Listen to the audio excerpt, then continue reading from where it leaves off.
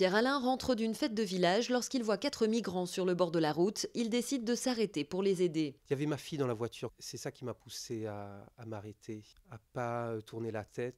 Il y a une partie de soi qui nous dit mais c'est complètement fou ce que tu es en train de faire. Mais je me suis dit on peut pas les laisser sur le bord de la route. C'est évident qu'ils sont perdus, ils sont en détresse. Et je les ai embarqués, je les ai accueillis chez moi dans un petit appart. Ils ont dormi à la maison, ils ont pris une douche chacun leur tour. Et le lendemain, j'ai décidé de les emmener à la première gare dans le Var. Je leur ai payé un billet à chacun.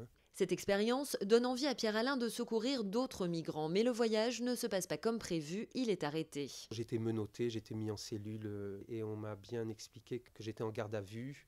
Et là, un peu le ciel m'est tombé sur la tête. Je risque 5 ans de prison ferme et 30 000 € d'amende pour avoir aidé des gens. Je n'en avais pas vraiment conscience. Ce que j'ai fait, c'est un acte spontané, c'est de la solidarité, c'est une question d'humanité. J'ai aucune honte par rapport à ça. C'est une démarche avec le cœur. Est-ce qu'il y a quelqu'un qui pourra me regarder droit dans les yeux, un juge ou une juge, et qui me dise c'est mal ce que vous avez fait, on va vous condamner, on va vous mettre en prison et vous n'allez plus voir vos enfants. Je suis inquiet, mais j'ai confiance en la justice. Pierre-Alain n'est pas le seul à être poursuivi. Un autre habitant des Alpes-Maritimes comparaîtra le même jour pour le même motif.